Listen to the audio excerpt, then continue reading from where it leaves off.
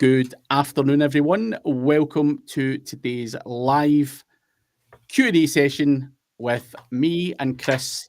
We're going to be talking about YouTube SEO and whatever else you want, but YouTube SEO is the starting topic for today.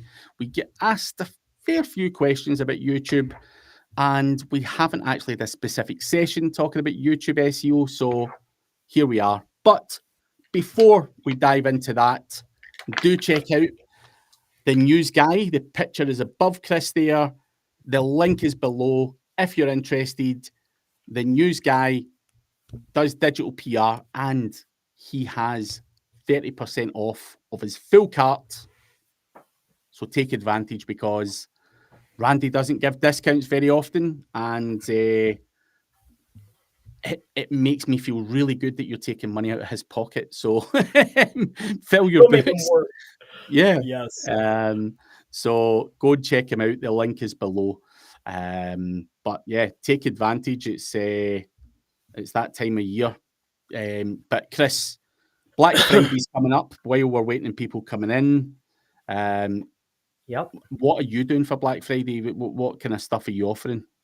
Well, I tried YouTube paid ads for my little Black Friday deals that I had. Mm-hmm. Very expensive. I tried Google organic for the deals that I had. Very expensive. So I tuned it down just a little bit. I found the keywords that were not so costly. With that said, I'm doing offerings for backlinks, press releases, courses, trainings, masterminds, everything. Everything I have a discount on. 30 to 50%. Yeah, man. That's not bad. Not bad. Yeah. I actually took a page out of your book. I think it was SEO deals or Black Friday SEO deals. Yeah. Yep. I went looking. I'm like, SEO deals or deals on SEO tools, deals for SEO. And who did I see? Craig Campbell. Some SERPs 4, some SERPs 2. So I was like, okay, Black Friday SEO deals. That's the page. Yeah, I think everyone's going for it just now, though. I just need to Black Friday SEO deals. It's weird because it's all going to come down to engagement now. I've actually been shoved down towards the bottom of the page. Everyone is fucking smashing it. I am smashing mine later today, tomorrow, in the hope that I'm back up there for Friday. I think some people are going too hard, too quick. Some people, because I normally always have been at the top or thereabouts. But obviously more and more people are jumping onto that bandwagon and more people are trying to rank it before Black Friday. So I'm like, crap. It's about timing, dude. I am baffled right now, Craig. I just checked this maybe 10 days ago or maybe 2 weeks. You were literally number 2. Like for all the variations, you were 2 or 4. Yeah. Like they pushed you all the way down. That's crazy. Just all of them are doing ads, big mailing lists, fucking everything. My mailers are going out tomorrow. I just don't feel like people buy. The weird thing is, Chris, people don't buy on the week leading up to it. They buy on the fucking Friday. I don't know why that is, but the sales, 90% of your sales come on that Friday rush. So I think it's just trying to don't market too early and do the kind of mass. You can't mail time again. So I'm hoping that when my mailing list kicks in and people start dropping on that page and I do my social media posts and push notifications and everything else, boom, I will start to pop just in time for Black Friday. So that's the plan. We'll see how it goes. It's going to go well for you, I hope. Yeah, it will do. And if not, I'm marketing it across my social and stuff anyway. So anyone that's listed on there will get some sales because there's a lot of SEO people that I know who love a bargain. So, but questions, simple life. I have 128 URLs discovered in my blog under Bing Webmaster Tools. I go to Site Explorer and it says that 32 are indexed. Why would that be? So you're looking inside of Bing Site Explorer and it says 32 are indexed. So they've been seen, but they're not actually in the search results. Why would that be? Maybe a resubmission. I mean, there could be a million reasons. Content's light, not good internal linking, no links pointing to the page usually is a big one, like to the individual pages. Is there a code like a robots or something you're blocking and you don't know? I mean, there's countless reasons why. So it's been seen but not indexed. Mm-hmm. Welcome to the welcome to the game. Do you have anything to add on top of that? Nah, it's discovered. Obviously, if I go to Google, it will say discovered but not indexed. I think everyone's website's got a proportion of pages that will have that, and it's obviously been probably more frequent over the last few years, right? More and more pages are not they're getting found, but they're not getting indexed for one reason or another, whether that's AI or obviously there's the whole Google can't index 100% of everyone's URLs anyway. So what ones do they see value in? That's what they're going to do. So crawl budget, that was the word I was looking for. I couldn't get that out there. So yeah. Crawl budget. But and two, the web, doubled in size in the last 3 years, I think. I saw some study. So tons more content, tons more players. Plus there's all these different language models. Like who knows, some variation of your content could already exist somewhere. Like, dude. Yeah. It's a lot tougher now. I think so. Absolutely. Time to put content in the UK. Nerdy Romero is saying, what's the fun toy you guys are getting for Black Friday? Is there anything that you fancy, Chris, where you're like, I'm getting this fucker? Or anything you're looking at going, I'm going to count on this?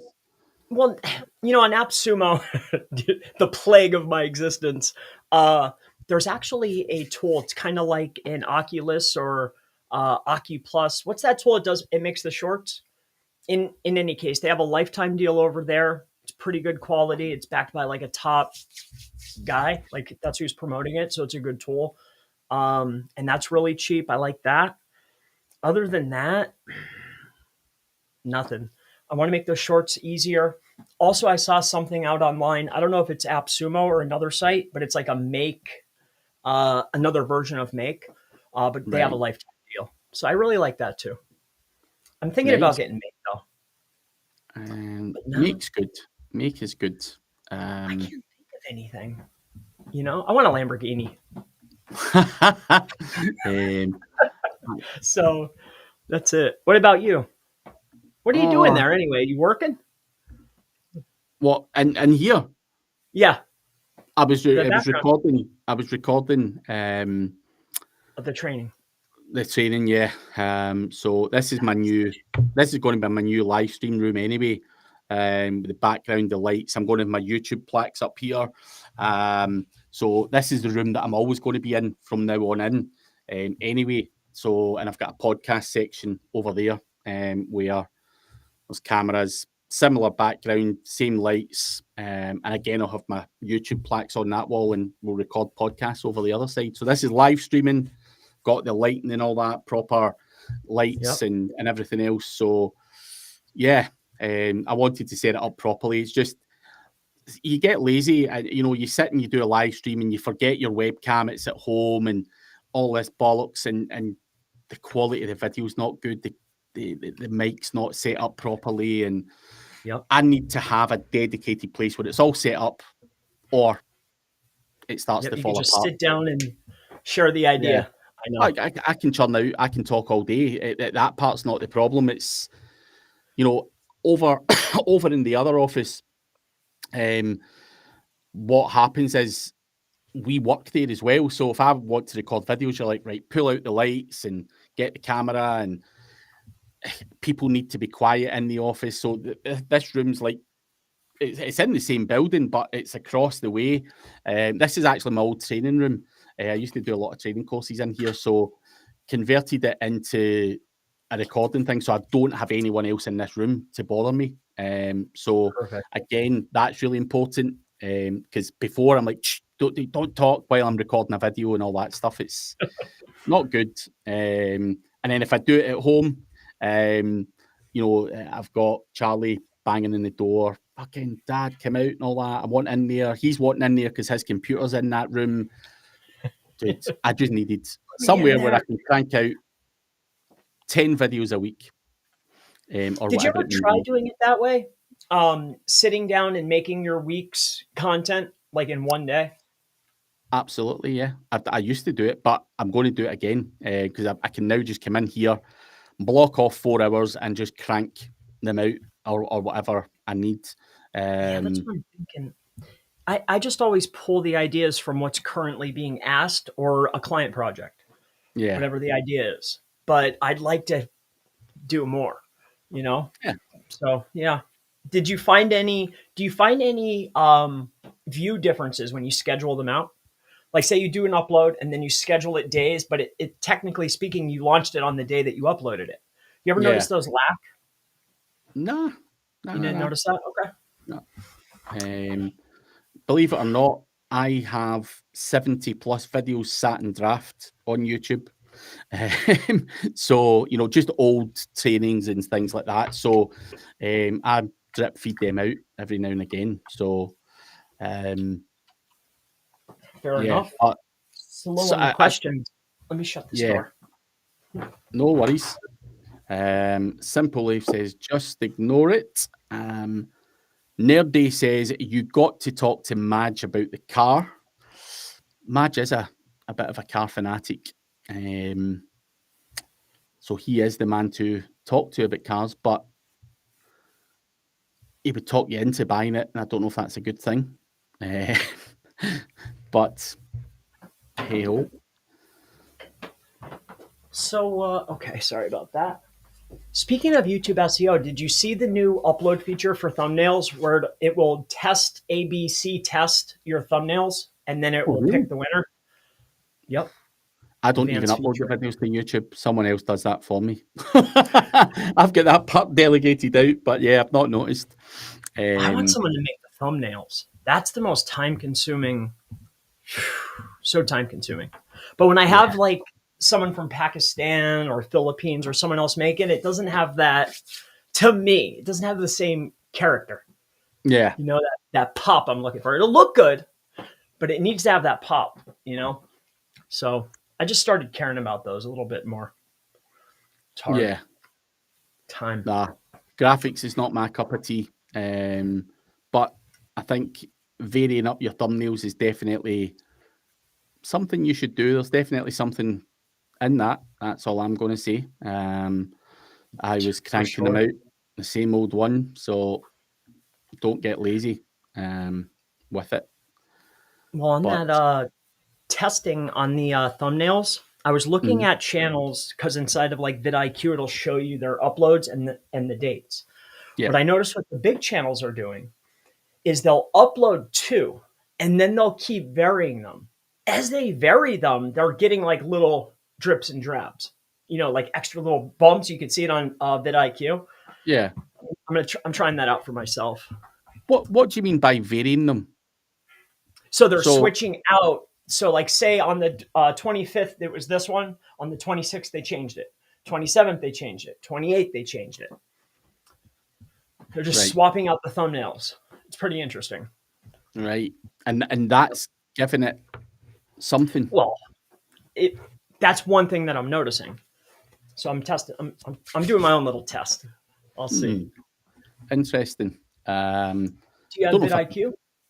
Yeah. Yeah. You could see it in there. Go to some of those bigger channels like video makers. Anybody that's talking about, hey, how to do the YouTube stuff. Not that guy's all the way at the top, but the other people, like the dude's getting like 20,000, 10,000 like real views. Yeah. Check those out and you'll start to see like there's a pattern.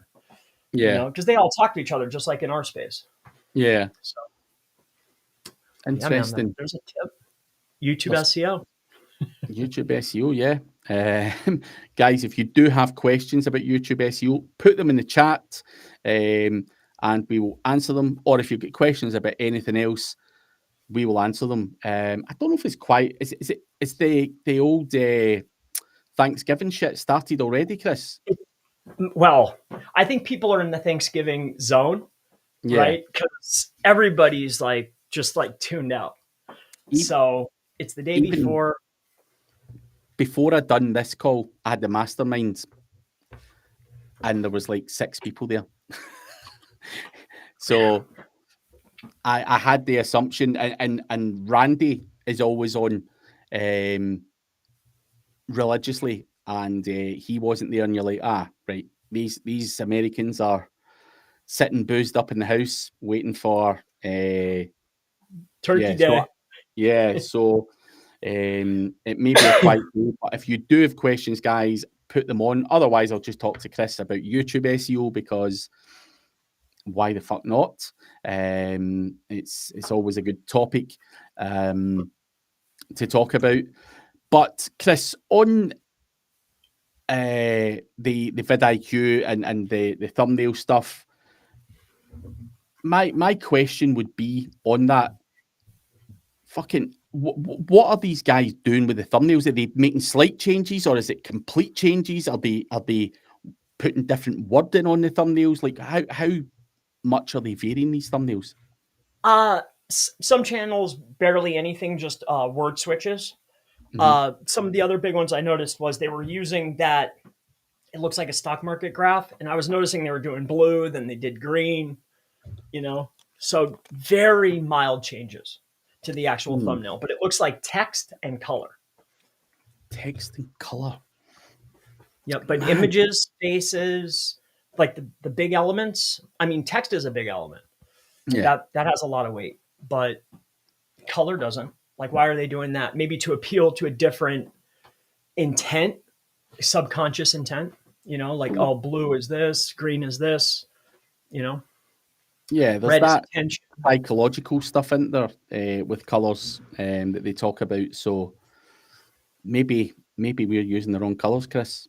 And that's why no one's asking any questions today. Dude, Jimmy from Mr. Beast did an interview talking about spending like 100 G's for a thumbnail. Outrageous. And they like do it and redo it and they test it, right? All this crazy stuff. And when you go to his channel, he has like multiple variations. In any case, I just watch what he's doing. Like, what's he doing? Oh, he's using a red circle? Okay, red circle. He's got arrows? Okay, arrows. Oh, he's primarily using blue? Okay, blue it is. I just go, who's the winner? Top dog. Yeah. Who's the top dog with all the dough? What are they doing? Okay. Because they have the money and the time and the resource to figure it out. Let them figure it out. You know what I mean? Oh, no, absolutely. I'm trying to rank for drain unclog. Drain unclog. Yes. Drain unclog. Interesting. Yes, very important. Very important. I am just checking another ranking that I seen that you were up there for. Yeah. I've got a couple of Black Friday SEO deals. Temporary. So I've got 2 in the top 5 positions. So yeah, trying to see if I could hit that for Black Friday as well. So yeah, watching the Black Friday. I got that video to pop, but that's low competition. Oh, you're right underneath. The other piece is on Google. I noticed when I started feeding the video, it popped into Google, but at number 13 or 14. Right. So I'm just curious, when the traffic stops here, does it affect what's happening over there? I'm just curious. Or will it stay there? I don't know. That's interesting I'm question. Just watching. Yeah. No, I like trying to figure shit like that out. It's always good to figure out stuff, and I am just doing something with my video that I forgot to do. So I'm just making sure I do that as well. Otherwise, I'll forget. But other YouTube stuff, obviously, I was talking to Scott, who I think's in both of our masterminds earlier. He mentioned something today about he feels that videos are taken in their own right rather than your subscriber base and everything else being taken into consideration for, your YouTube rankings. He doesn't feel that's a thing anymore. He feels that it's basically if the video gets engagement, likes, and and all that kind of stuff, that is what is going to rank a video. So even if you've got 5 subscribers, you can still rank. What's your thoughts on that? Well, definitely those first couple of videos you will, because you're getting tested. But yeah, if your video is performing above the average or the norm, then yes, your video is going to rank. If your views per minute or per hour and your CTR, your watch time, everything is above average and you have a fresh channel, yes, you'll stay there. But your views per hour need to stay up. And then are they quality views? Where are they coming from? So I think that view types and where they start from holds different weights. Yeah. Traffic and traffic source, just like with like on page and off page, or big heavy like weights for SEO.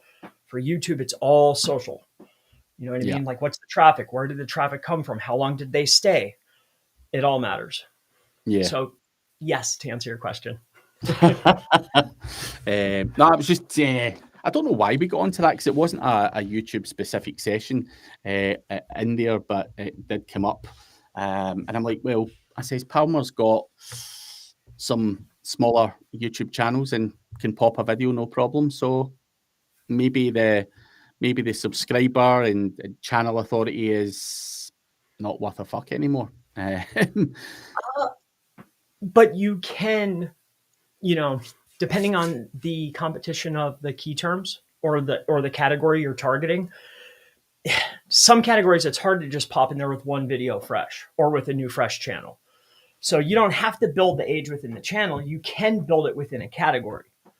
Oftentimes, if there's keyword or keyword variation or keyword sets on YouTube, if you go take a look at the performers, what you'll tend to notice is there's a pattern.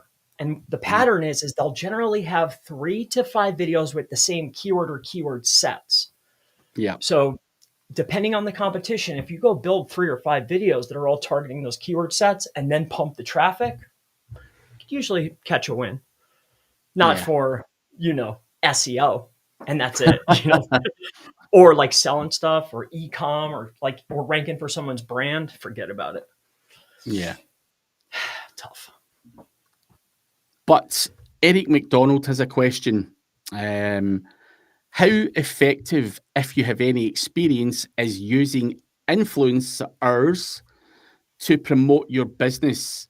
In my case, a travel company. So have you ever used an influencer to promote your business or service, Chris? Yes. Now, in this case, it was also a friend, right? But a mutual friend. Let's just say I've worked with Chase in an affiliate opportunity, right?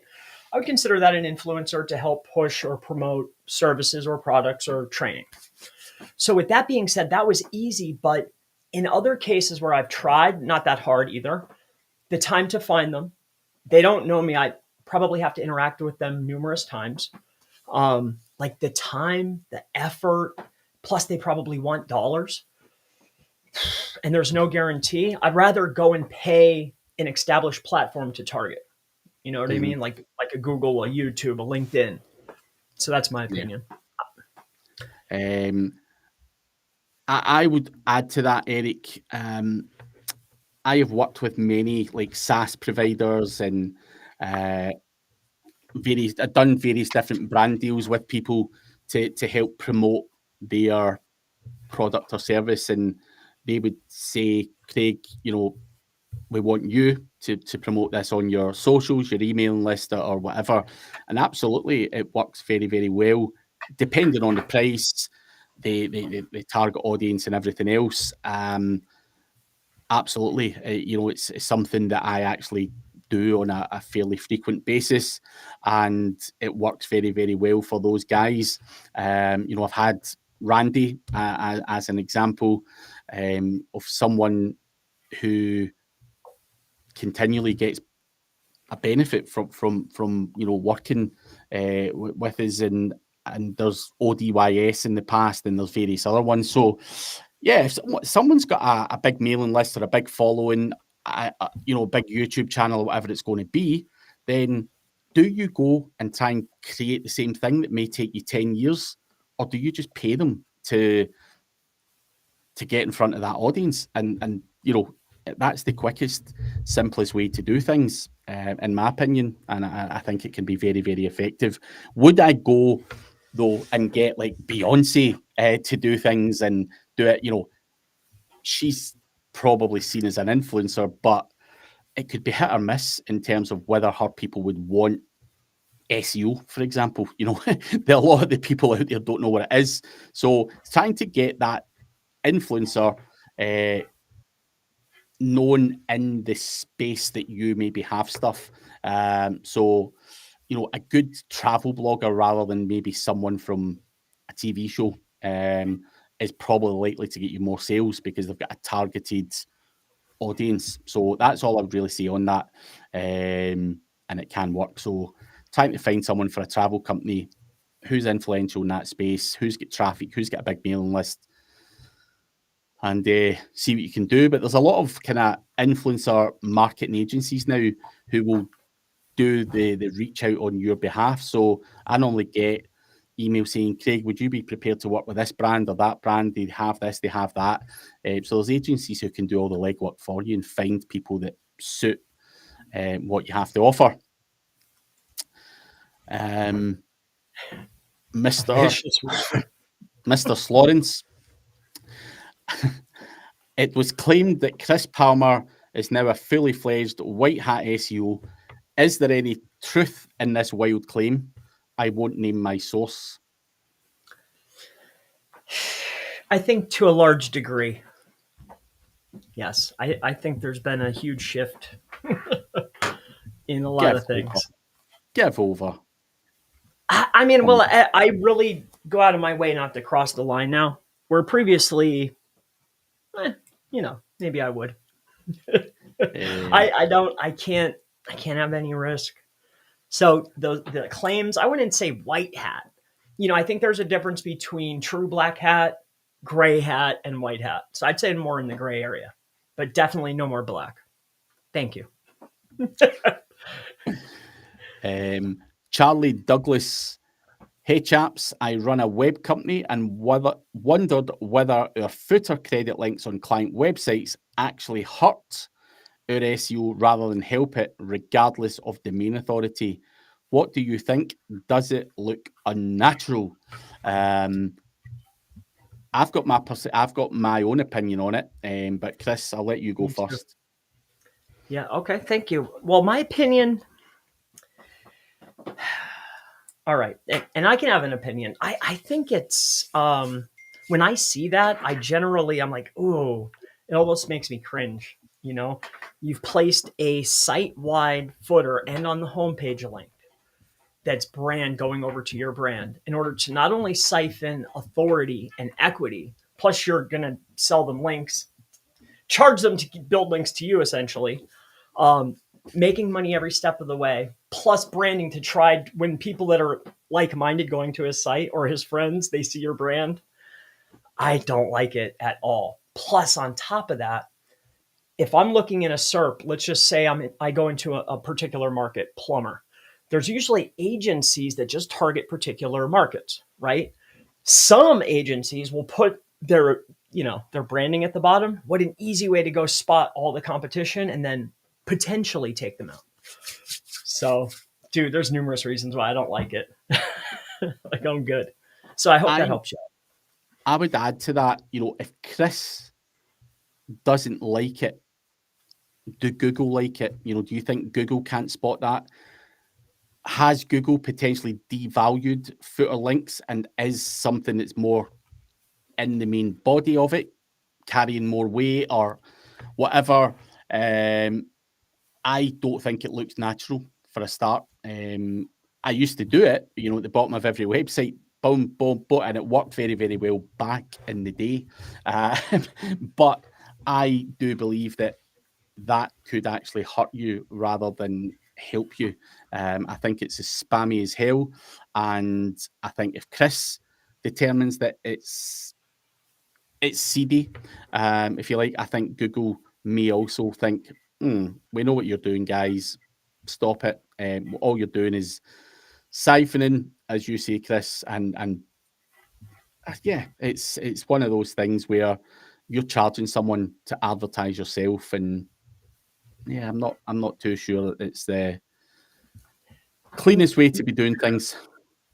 Now, but there is hey, if the client lets you and that's your thing, though, like, okay, I wouldn't do it. But I definitely have, depending on what the site is, what they're offering, what they're promoting, what they're doing, there's caveats. I will say, or have a page that says, find us on the web or around the web. And really, we're linking to directories, really good articles, PR, just crazy stuff. But in that would be the agency or service or whatnot. So Yeah. that's up to you. Just an idea. You could still get a little taste of equity. But it's all about the equity. It's just making it look natural and not, just blatant. Yes. Yeah. And too, like the homepage, a site-wide. Oh man, starting with the homepage. How rude. You're just jealous. You're just fucking jealous, Chris. I am. I'm like, dang, that's a good idea. And then too, it was clear I was trying to submit a WordPress plugin, and it's like, oh, you cannot. It irritated me. It's like rule number 11: you may not have URLs inside that automatically give a link. I was like, oh man, you're killing me. But you can get permission though. Nice. Yes. Hello to Joe from Loud Egg. Good to see you as always, Joe. Ursol wants to ask, what are the top YouTube ranking factors in your opinion, Chris? What are the top 3, let's say, ranking factors? Optimization. Like, how well optimized are you for the actual term?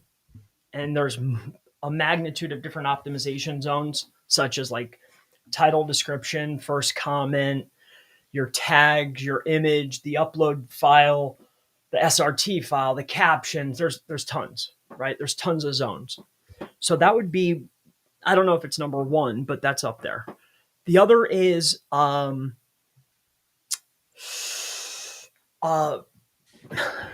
variety of long dwell time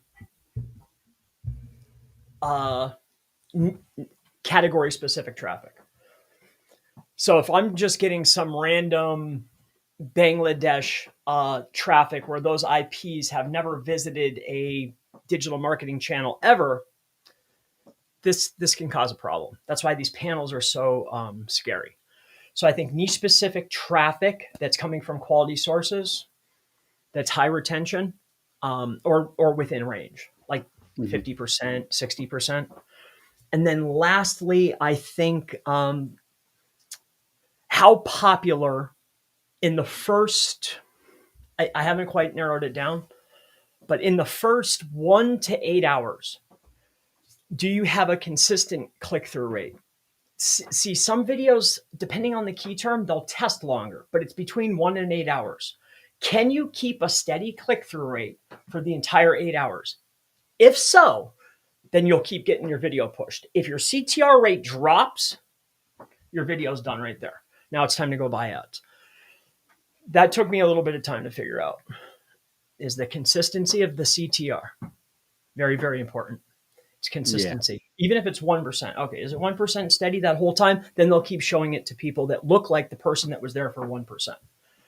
But you want to get a higher, much higher, 8, 17%, somewhere in that range. So I think that's it. Optimization, traffic source. And lastly is the CTR when the video is first launched. And then the longer you can keep it, the longer it stays ranking and getting more views. Chris, can I ask you a question? Do you know what Sure. melatonin is? Melatonin. Melatonin for sleep. Because my family highly recommend your channel as an alternative to melatonin. Why? Because you send them to sleep. Wait, what? Kidding. I'm only kidding. I was trying to use Joe's joke on you. Joe's saying his family says his YouTube channel is a wonderful alternative to melatonin. Well, we have a very dry niche, though. Yeah, you know, it's tough. Yeah, it's fun. Like showing a 6-year-old can be out of the question. Absolutely. My son watched maybe a handful of my videos, very quickly got off. It's like, 13 seconds. Not for me. Yep. But I get it. But that leads nicely onto Ursul's question. The one thing I would say, Ursul, on these sessions is more people watch them not live. They watch them after they have been live. I don't know why that's the case. A lot of people seem to listen to it in the background. And, every conference I go to, they're like, I'll watch your YouTube, and who's that guy with the glasses? And I'm like, oh yeah, Chris. So a lot more people watch it than actually participate or ask questions. And obviously we want the engagement, but even when I personally watch YouTube, do I engage with the video? Nah. Do I ever leave a comment? Nah. Do I even give it a like?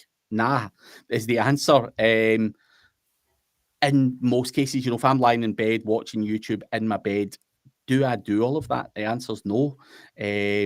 So it's hard to get huge engagement on such a dry topic, and some people just don't want to engage. Some people are just working in the background, and that's just their thing. They're just like, I just like listening to it quietly in the background, see what's going on, see if I can pick up anything. So trying to get engagement is the hardest fucking thing on a YouTube channel. 90% of people don't subscribe to the channel, and a hell of a lot, probably similar percentage, don't comment, don't like, don't do anything, which is obviously what you need to keep that going.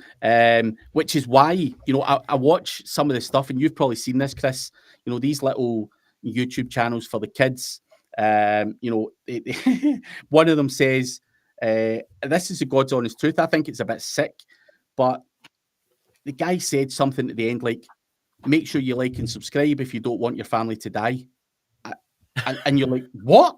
They say wild stuff. And my little guy's like liking and subscribing, and you're like, fucking motherfucker. And he watched the whole video. So obviously we can't go around saying like and subscribe, if you don't want to die. But these guys are saying silly things like that to obviously get kids engagement, and the kids don't know any better. Whereas adults, it's a harder one to try and... I hear that, I'm like, no way. I know. But on that topic too, did you ever notice too, with little Chris, like I have a code on my stuff, so like Lily and little Chris won't pick it up. But with his little iPad that he has on his YouTube Kids, it doesn't shut off. So when he gets done though, he'll just set it under the pillow and it'll just keep playing. How many of those views are from kids like just letting it run, Like, damn. Yeah. They get so much. Buggers. Oh, it's insane. I have a question. Have you ever tried, the tactics that, I don't want to say the big guys, but I see certain channels that, they get a lot of views, but what they'll do is at the very end, they'll say, hey, either in the beginning and at the end, it'll be like, hey, if you want to learn about X, don't watch this video. You're going to learn about this. But if you stay till the end, I'll share with you the video that's going to help you with this. And then at the end, they do the same thing, but with different videos. Yeah. You ever tried that stuff or the pop-ups, the animations? Like, do you think that stuff's worth it? I mean, no, I haven't tried it. But what I do have at the end screen is we will try and force someone on to the next most relevant video. So you've got 2 boxes. So you can force them onto 2 different videos of yours. Obviously, if you don't do that, YouTube will automatically recommend someone else's bloody videos. So I see that as like internal linking for your YouTube, if you like, if you want to call it that. But I've not actually verbally said, go check this or go check that. Maybe I should, but yeah, it's a fucking lot of work, man. Yeah, do the end screen. Well, you think it matters to have the image at the end with the 2 boxes and then your head in the middle, subscribe here, best for channel, and then a popular playlist. Like, I just put it up like, hey, here. But the click-through rate on that is so low. Not only do they have to make it to the end of the video, but then to click through, like I might get 1 or 2, maybe, depending on the length of the video. But that's 1 or 2 that could have went to someone else. I did notice something else too with those cards.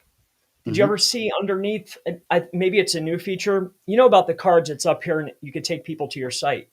But right underneath, like where the number is, it'll say like your view count, your channel name. It'll put the title. Like, hey, if you want to learn more about SEO, go to chrispalmer.com, whatever. Yeah. Did you see that or no? Nah. Yeah, they're adding some new features. I just saw that one. It's like you're getting a bonus in the bottom. Oh, too, kind of like the podcast. You know, when you're after the description, it'll show a podcast. Those, what are they called? What's that thing called? We just said it. End screen card. End screen, the cards show up at the bottom too. So you're getting 2 links. So it's crazy. Anyway, I'm just saying. I'm trying to give you guys YouTube SEO stuff. Yeah. Joe's saying he sometimes puts his kid's unicorn toy in the background to grab their attention. That could be a good ploy.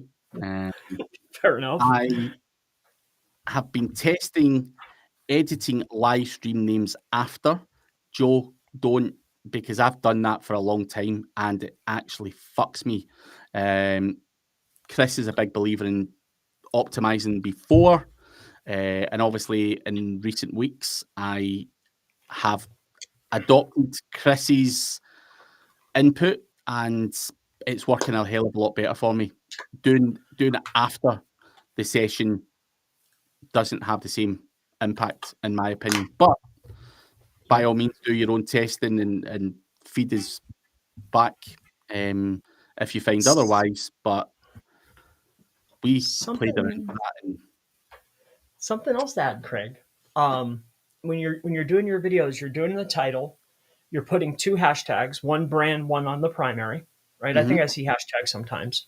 What I don't see doing is video schema, like a 0:00 title of the video, 0:1 or 1:00, and then put the primary key phrase. And then what it will do is that populates those first 2 blocks. And what you'll notice is you'll get a higher percentage of chapters and Google will finish the rest. You know? So, that's key. Little tip, right? I'll tell my person to, that's part of the process now. We'll try it out. There's no YouTube SEO tool I can think of, but it sounds like it could be built. Might be a good business for Chris. The problem with that was more when we were talking about engagement and all of that kind of stuff. Proxies would be needed en masse. I just don't know how that's not been built. I don't know why someone's not got something that's amazing out there. You know, there are certain tools out there where a bunch of users will go on a platform and they all watch each other's videos and get the watch time up and all that kind of stuff. More of a kind of group thing. But I've not come across an amazing tool as such that does that, Chris. Why have you never built one?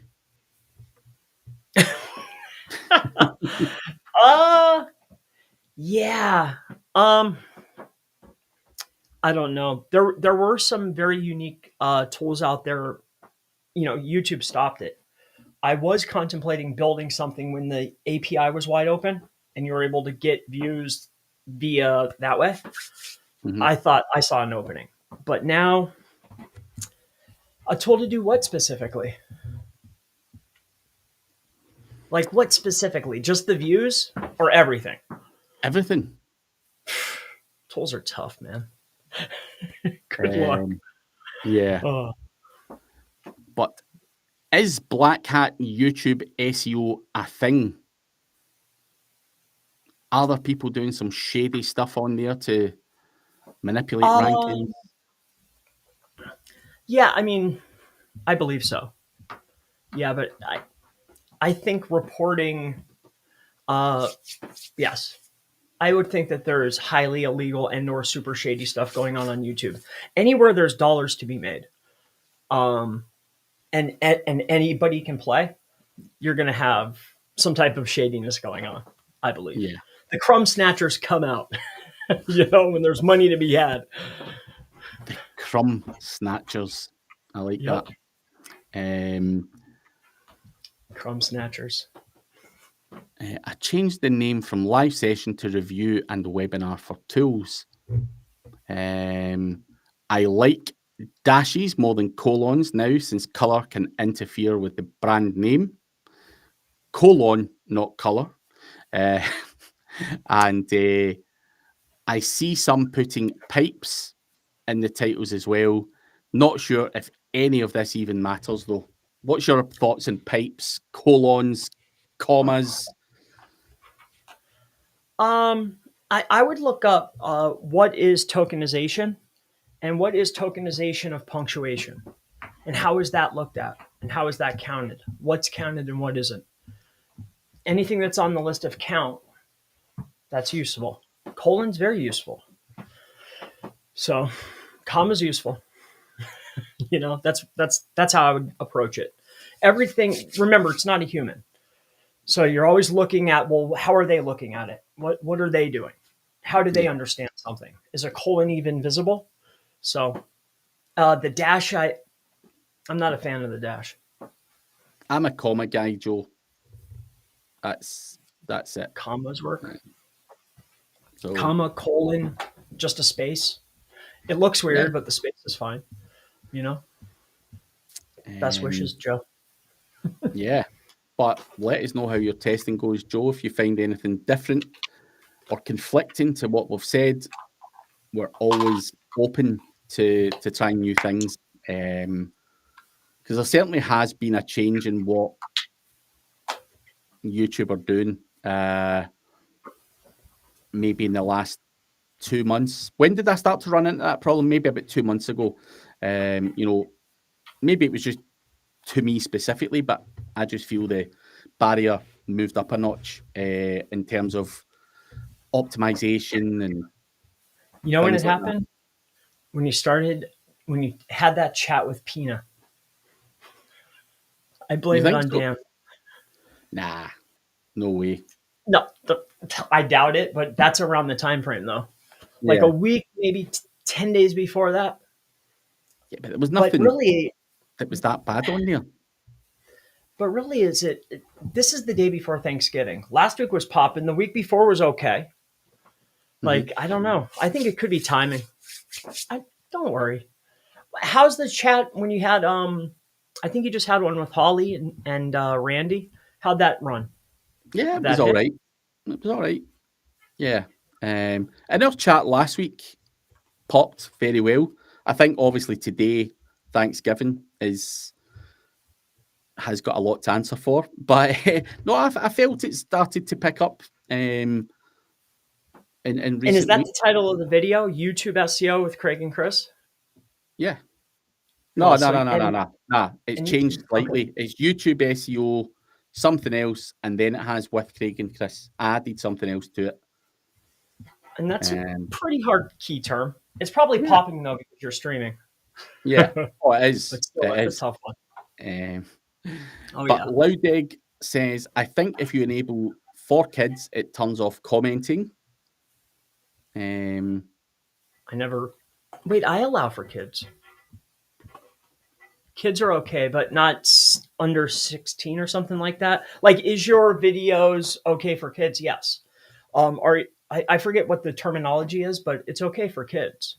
It's not a kids channel. It's not, only for kids. Is your channel only for kids? No. Heck no. So is that what you mean, Joe? Only for kids? It turns off commenting? I still can't see that though. Because think of that Coco Melon. They have boatloads of comments. Yeah. Or at least they did. Oh, that was the bane of my life, that channel. Fucking Coco Melon. Yeah. Yes. Relevant 10 to 20 internal links to guest posts can boost the ranking specifically in local SEO. Internal links to a guest post. Typical linking to a post. I don't know why I would want to link back to them. I don't know if I would want to do that, especially 20 times. Then I'd be giving them back everything they passed to me. But I don't know about that, honey. I wouldn't. No, I wouldn't be doing that. Now, if you mean internal links to the page that your guest post is pointing to, like I could see that you have let's say you have a silo. Top of the silo is, I don't know, Plumbing, Ohio. Then you have all your location pages, right? And you're pointing your guest post to that state page. Would I build all my city pages up? Definitely. Absolutely. Would I build my informational content, supporting content to the state page and to the cities? Of course. So if that's what you mean, that's a good idea. Linking back to the guest post source? No, thank you. Then they owe me money. So, nah. What do you think about scraping? What do you think about scraping all of the Chamber of Commerce's? I noticed, man, there's over 7,000 Chamber of Commerce's. Yeah. One for each city or each county. And then they have, it's not called a Chamber of Commerce, but it's a municipality. I can't think of what it's called off the top of my head. But then there's tens of thousands of those, and those are much smaller. Yeah. Man, what a great link opportunity, Yeah. Interesting. Absolutely. There's a few guys I know that do that. It is slow today, Craig. I guess I'm making a keyword research video. I guess it's time. Jeez. I feel like, man, happy Thanksgiving, everyone. Thank you. Nah, we're not going yet. There's still questions here, Chris. Okay, good. All right. How come they're not popping up? Oh, I see. It's my screen. Sorry, Craig. Sorry. Which SEO tools do you use the most? SEMrush, Local Dominator, Ahrefs, Majestic, SERPstat. I can't think of the name of it off my head, but it's better than it's a SaaS product. It's kind of like Spamzilla. I go on there probably once a week to see what dropped or see what's about to expire and see if I'm going to put some bids in. SEMrush, Ahrefs, Moz. No, not Moz. Local Dominator. Adobe's Firefly, and they have like their editor. It's like a cloud thing. I go in there all the time. That's about it. That's about it. Yeah. SEO Neo is another one I would throw in there. Try to think if you left me anything on the table. Oh, and see, they get used every day, but I'm not using them every day. Yeah. Like GSA, Scrapebox. We have like what's it called? It's Bright Data has their own little scraper API, but it's also a tool built. We use that a lot. there's a lot of those types of tools, but it's not something I do every day anymore. Yeah. Hopefully that gives you something, Paul. A little something. Live F1 fan says, have you tried ads on YouTube Shorts yet?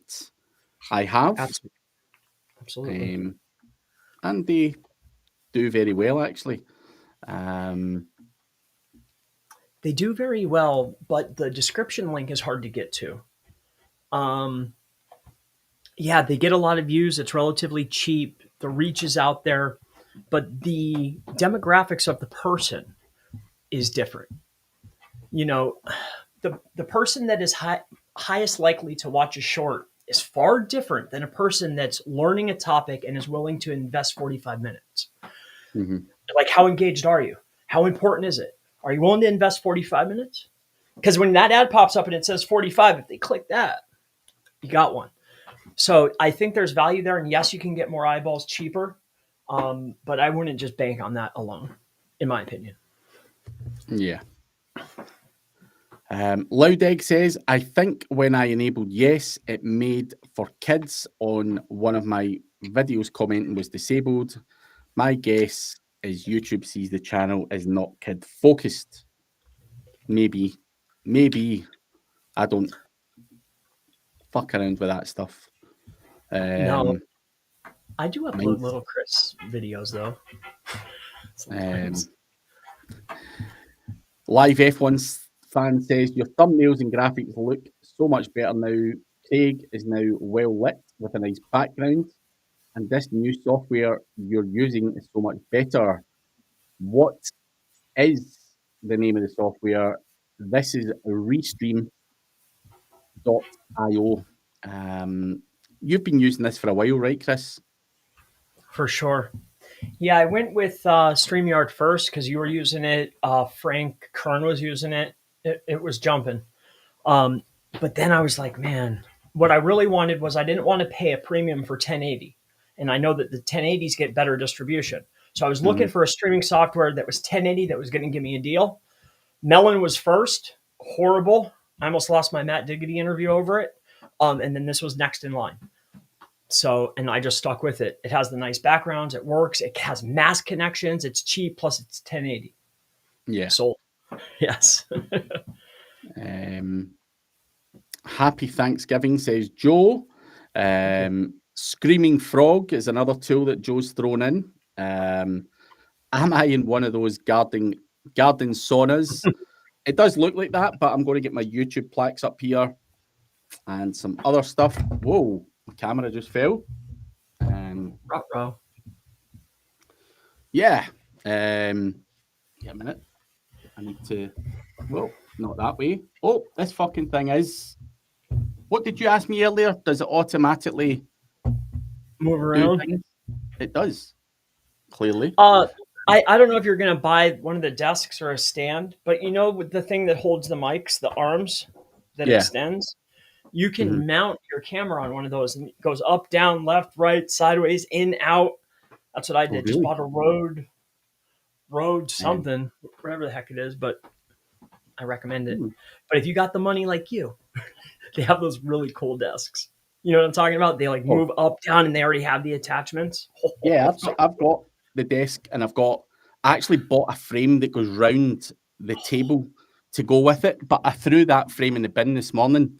So at the corner of this table, it's got two big things with two floodlights coming on me.